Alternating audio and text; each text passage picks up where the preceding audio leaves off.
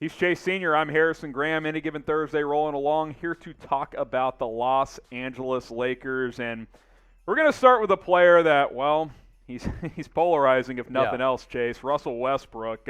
Trade rumors continue to circulate. Sam Amick had the report that earlier in the season, they had covert interest in trying to ship him out. Didn't happen. Not enough interest materialized. Seems unlikely now, but I think the moral of the story here, Chase, is there seems to be some regret from LA's side of things to go out and acquire this guy in the first place. Well, they saw the immediate results, or lack thereof, for Russell Westbrook. They saw that his style of play wasn't conducive to winning, and they were already trying to move him, according to Sam Amick, who's really plugged into a lot of organizations early in the year. So that goes to show you they already had regrets about making that trade. Look, everybody gets obsessed with the numbers that Russell Westbrook puts up. The eye test tells you that this guy just isn't a winning player. So that's really the problem for Los Angeles, and he's an already clunky player on a clunky roster fit for LA. Yeah, no doubt about it. Here's what Amick had to say. Yes, Westbrook snapped his league-long streak of 407 consecutive games with at least one turnover in Tuesday night's win over Sacramento, and even registered a plus 17, though he missed 12 of 19 shots. And yes, the Lakers have won 4 of their last 5 games, but it's James's greatness and the emergence of minimum salary addition Malik Monk, who has been great since he became a starter 5 games ago, that has kept them afloat without Anthony Davis. All of which explains why sources say the Lakers showed some covert interest in discussing a possible Westbrook trade with rival executives earlier this season. A deal appears extremely unlikely before the February 15th. Did I say the 10th, 15th, 10th? Whatever. It's the 10th. It's the 10th. Yeah. Amick mistyped it. What do you want me to say? If only because this deal was once seen by so many untradeable is such a massive obstacle. But inside the Lakers, it seems there is some recognition that this hasn't gone as James and Davis had planned. See, this is why, and look, LeBron James deserves a lot of credit for who he is and recognizing talent, but this is why you can't put your player in charge of player personnel. I think that was a James move to bring in Russell Westbrook. Yeah. And, you got to take it out of LeBron's hands. I'm not saying he shouldn't have input at all, but we all saw this coming. Right. You can't mesh Russ with LeBron and AD. He wants to be the best player on the team. He's not going to be that on a winning team. So now he's trying to play this third fiddle role, and it's not working, which was very predictable when it happened 5 months ago. And with this, the Lakers are trying to cover up mistakes that they've made over the last year and change. They didn't trade for Kyle Lowry at the NBA trade deadline last year. It looked as though they were going to trade for Buddy Hield. Instead, at the last second, they pivot and they trade for Russell Westbrook instead of Buddy Hield, who would have been a much better fit because you look at the roster right now, they are bereft of shooting. And I already know some people are going to be in the comment section popping off saying, Chase, you're just a Russell Westbrook hater. No, to all of you chirping, I am a Russell Westbrook realist. I always keep it real here. I give him credit when credit is due, but the fact that he doesn't turn the basketball over for the first time in more than 400 games is the ultimate Russell Westbrook problem. The style of play is maddening. It's frustrating. It doesn't translate to wins, and it never has for Russell Westbrook. So while he's an exciting video game-like player, he's also not a winning player, and those are just the facts. Yeah, there's no doubt. And by the way, everybody, turnover-free Russ, where are the haters at? Yeah, he also only had 2 assists, so it's not like he went 10 assists, no turnovers. So it's all very fascinating. Deal Russell Westbrook before the deadline. What do you think? Type Y for yes, type in for no. This will be the pinned comment on today's video. You guys can reply right there. Okay, you look at the numbers, and again, it's never been a numbers problem, although the assist-to-turnover ratio continues to not be great, less than a 2-to-1 ratio for what's supposed to be an all-star caliber point guard. But again, he's it's disappointing what he's done. He's made the triple-double kind of irrelevant in a lot of cases, which, that was a huge stat, and I still think it's a cool stat. Jason Harrison, he has the record over Oscar Robertson. Who cares? Yeah, who would you rather have, Oscar or I don't need my Russ? guard rebounding the basketball. Yeah, I just don't. Also, no one in their right minds thinks Russ is a better player than Oscar Robertson. Yeah. So that's pretty irrelevant. And look, the shooting, okay, the field goal percentage is fine. He's been fine there. He's taken less shots, which is something we talked about. He needs to take a lesser role. That's good, but he's still not doing enough to help this team send them over the top.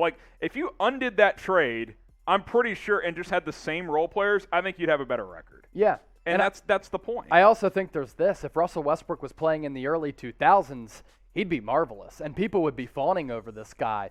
But a player like him, a player like my beloved favorite player of all time, Allen Iverson, would they be as effective in today's NBA as they were or could have been in prior years? I think the answer to that question is no, because the efficiency hasn't been there for Russ, wasn't there for AI, and the NBA is all about efficiency nowadays. And the thing about Russ, too, is much of an athletic freak as he is, there's so many good athletes now, it's like it's not that much of a game changer. Yeah. You know what I mean? Like they're like every Derrick team, Rose in his prime, better player than Russell Westbrook. Every team has athletic freaks now, Yeah. so it's just, it was a bad trade. There's no doubt about it. Confidence level in the Lakers if they don't trade him. In terms of winning a championship, I'm going to go like a 2.5, dude. I don't think this team wins a title the way it's currently constructed. Yeah. I just don't. Yeah, no, I agree with you. I'm going 2, 3, and the only reason why You got LeBron. I'm at that level, LeBron James is playing like an MVP. Speaking of MVPs, this jacket is the real MVP, and we told you about it earlier on the week on the Lakers Report. Even better deal now. Was $110, Mitchell and Ness, now down to a little less than $83. You can get that deal only if you use that link down below, chatsports.com/Lakers jacket. I'm going to put that link in the comment section as well as the description of this video. So while a Russell Westbrook trade seems unlikely, is some sort of a trade coming? Brian and Windhorst of ESPN.com saying that the Lakers looking to create more roster spots, and DeAndre Jordan, Kent Bazemore have been two players mentioned. Jordan Chase, because LeBron during this stretch without AD has actually been playing the 5. So they've kind of gone to this smaller lineup. So even when AD comes back, he's going to play the 5 presumably, which means you don't really need DeAndre Jordan. Kent Bazemore, if they want to clear him out, for just to clear that spot, that could be an option as well. We already saw Rajon Rondo get shipped out, so the Lakers may be looking to make moves to try and clear up some roster spots in the coming weeks. The other problem, too, with the whole roster construction for Los Angeles, because they're built to win right now and they're so top-heavy in terms of the salary cap, they don't have many tradable assets that are affordable contracts or player assets who other teams want in order for them to upgrade their roster. DeAndre Jordan? Who wants DeAndre Jordan, man? I wouldn't touch him. I think he's washed at this point. When he's played for Los Angeles, he's been pretty bad.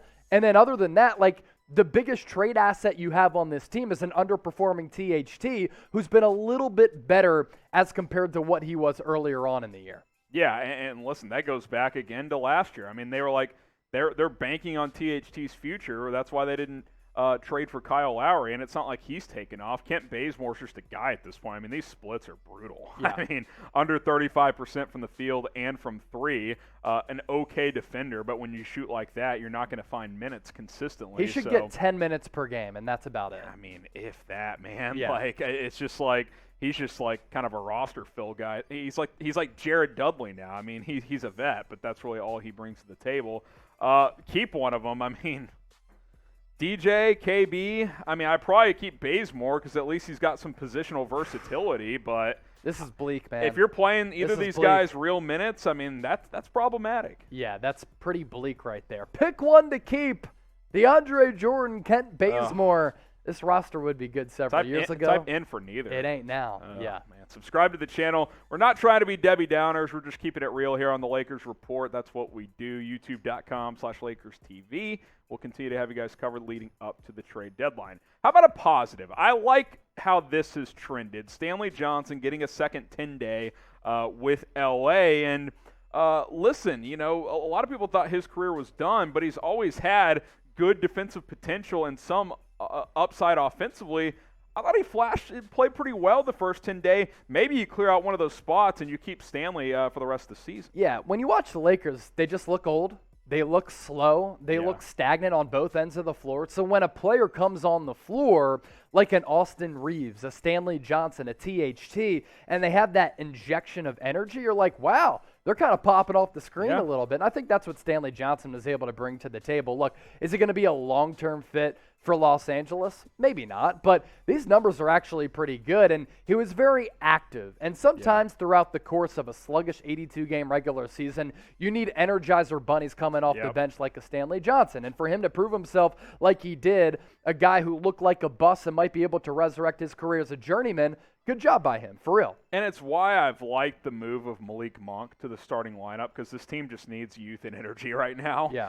And I think Johnson's a guy that could come off the bench and give you 12 to 15 minutes per game. How about Kendrick Nunn? Can he have a big role when he returns? I think this was one of the signings you and I like quite a bit, because he was one of the rare younger signings who had a couple of really nice years with Miami. Frank Vogel saying he'll get a ton of minutes when he comes back. Maybe he can help bring you some more youth and some more upside to this lineup. Here's what Vogel had to say on what his role could look like. Quote, I have an idea, but it still really is all to be played out. Kendrick's going to get a ton of minutes when he gets back healthy. It's going to be at the expense of somebody else, maybe Russell Westbrook, at least for the time being, to see how he fits into our system alongside our stars, and all of that stuff will play out. Chase, I like the idea of getting Kendrick Nunn in there, because he's a walking bucket, man. I mean, he can go off for 30 on any given night. Yeah, what did I just say? Like, the offense and defense, but we're talking about the offense in this regard, can just get stagnant.